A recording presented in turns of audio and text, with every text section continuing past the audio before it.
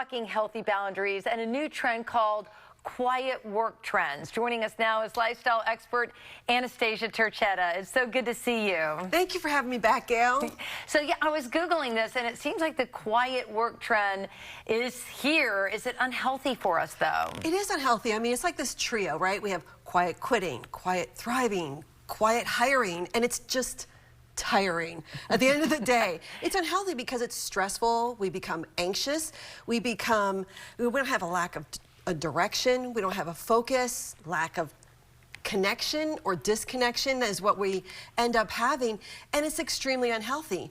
But there's a hidden cost to all of this, and that hidden cost is costing us our well-being by avoiding conflict. So we know with research when we avoid conflict, so I don't know about you, but sometimes I'll like put my feelings down, or the more that you shove your feelings down, research has actually proven that it negatively manifests in our body, whether it's physical or emotional. That is not healthy for our overall well-being, and that's outside of the workplace too. Interesting. So how can we grow from resentment to resilience by setting healthy boundaries in the workplace? It's a great question. So there's 3 ways to do it. So it's through constructive communication.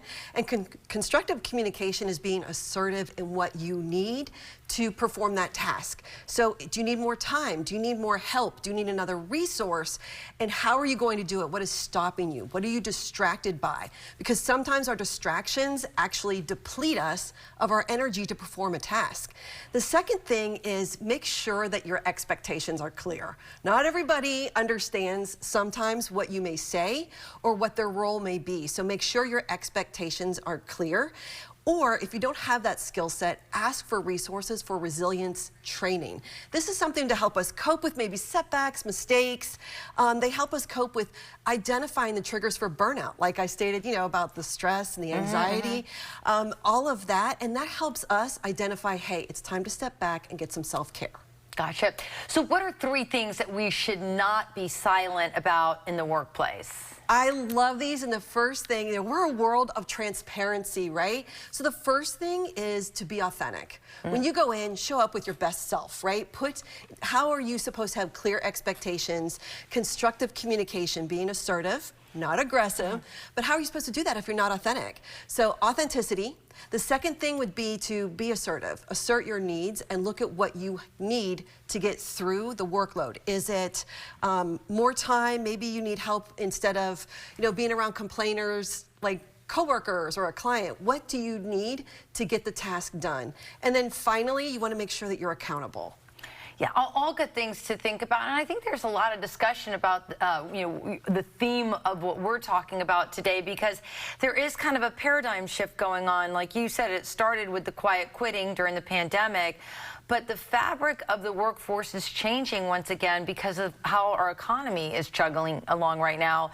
So people might find themselves, scared to ask for things or to give feedback or to go for feedback because of all the uncertainty out there. Absolutely. And the struggle with that is when you do that and you're costing yourself your health, the question becomes is it worth it?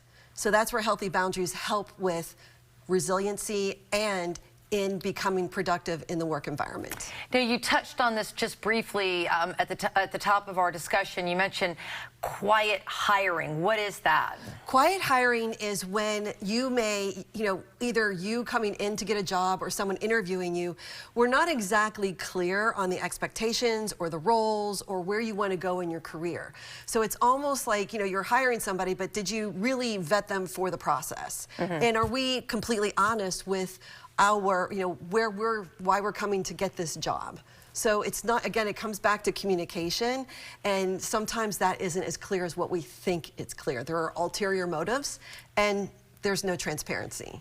A lot of quiet stuff going on. When are we There going to get loud is. again? Let's get loud. I'm just kidding. I'm joking. I love it. All right, Anastasia, it's great to see you. It's great to see you too. Thank you for bringing this to light. Absolutely.